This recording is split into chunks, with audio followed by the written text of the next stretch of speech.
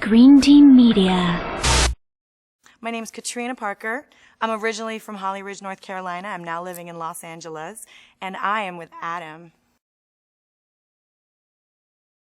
The blind audition for me was pretty nerve-wracking, exciting, and wonderful, obviously, but it was also very nerve-wracking.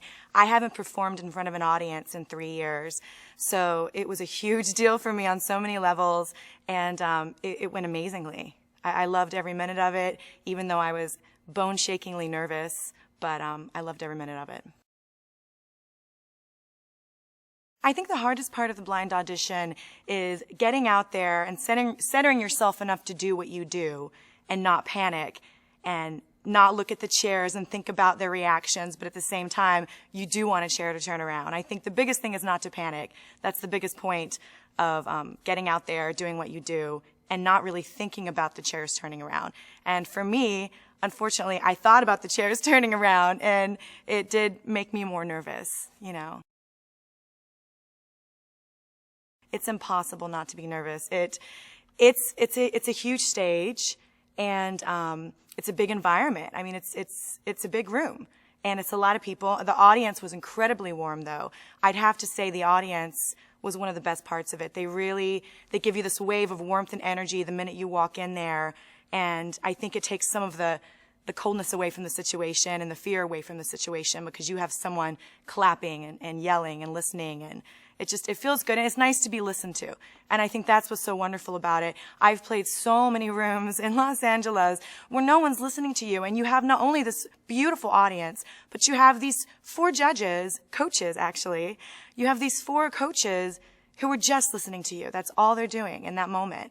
And amazing coaches, people who have incredible careers. And I mean, there's nothing like that. I don't think there's anything that's going to happen after this that's going to be anything like that, and there's nothing in my life that I've done up to this point that has been like that. You know, I'm obviously looking forward to working with someone whose songs I actually have been known to sing in the shower. I mean, that's pretty trippy. But beyond that, he just seems like he really got me immediately. He turned around pretty quickly into my song, and despite my nerves and despite the fact that it maybe wasn't my best day, he still heard something. So I know immediately that he gets me. He got the song, he gets the type of voice I have, and I am really curious to see what he has in mind for me.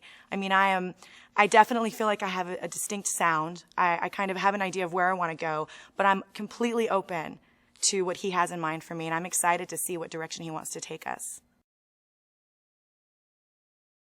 Well, obviously, being on The Voice, whether it be for 1 episode or multiple episodes, making it to the end, it's going to be life-changing, not just career-changing. It's obviously a career changer. You're being seen by so many people. You're on TV. You're working with coaches who I never dreamed of actually even meeting. So that alone is career-changing, but then it's also life-changing. I'm meeting people, other singers and artists that are just incredible. And I feel like all of this is going to inform who I am as a person and who I am as an artist. And all it's going to do is help me. I mean, just all these experiences I'm just trying to learn from and, you know, digest. And it's going to make me a better person and a better singer, most definitely.